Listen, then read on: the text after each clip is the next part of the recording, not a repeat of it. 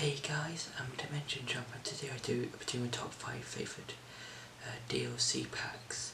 Now, DLC has been around for video games for quite a while now, and a lot of these DLCs that are being introduced are normally extra story stuff or extra characters depending on the game that you're playing. And for today's video, I'll be going over some of my favourite DLC packs that have been released in the last few years or so. So for number 5 is the 2 character packs from Smash Bros. Ultimate. Now, what I like about these packs is that they obviously have new characters, and what I like about that is that they all represent different franchises and stuff. So you've got Joker from Persona 5, Sephiroth from Final Fantasy 7, Pyro from Xenoblade 2, and so on and so forth. And I do like how all of their moves are based on some of their attacks from the games that they come from. So with Joker, you've got Iha, which is basically a curse move, a gun, which he would use in the game, a dagger, and then his main persona that he gets at the beginning of the game, Arsene. With Pyromancer, they have some of the moves from their game, like Eternal Punishment, I think, Ray of Punishment, Spinning Edge, and various other moves that they have. And I think each character represents is well represented for their own series. And even though Ballad is the 8th Fire Emblem character, I still think that addition is still quite nice, because you get a lot of cool characters that a lot of people might not have heard of, and then they can go play those games or something like that. For number 4 is the final battle for Attack on Titan.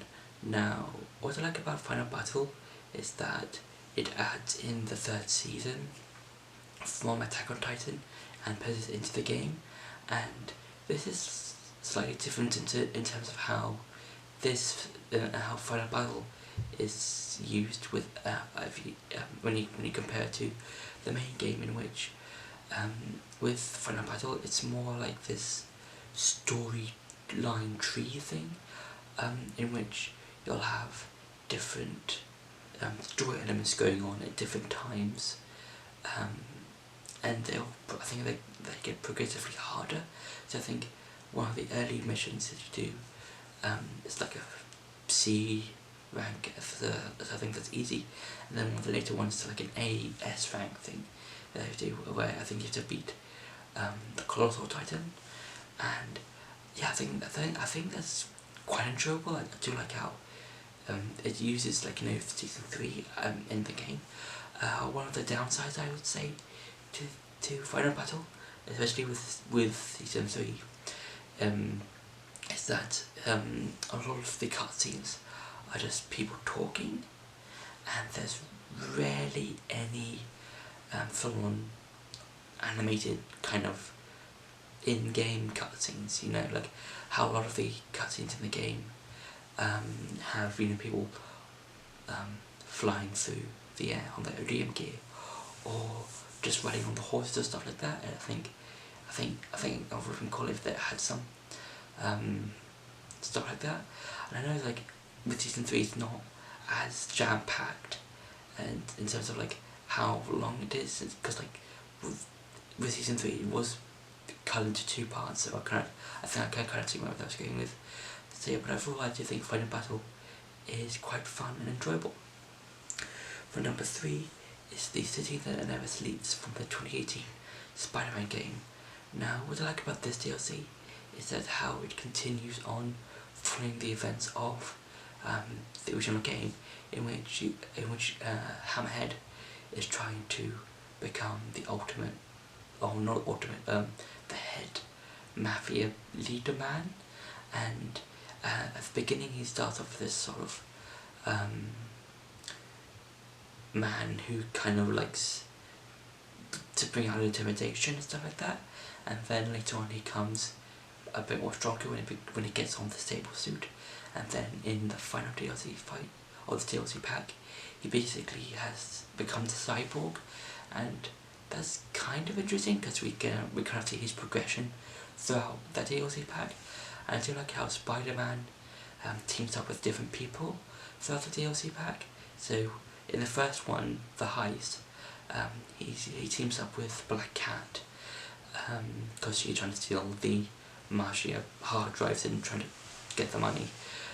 With the second one, I don't 100% remember the name of that one, but Spider-Man teams up with Yuri to basically try and stop Hammerhead, and that leads Yuri down a dark path in trying to take revenge on Hammerhead for killing a lot of her men.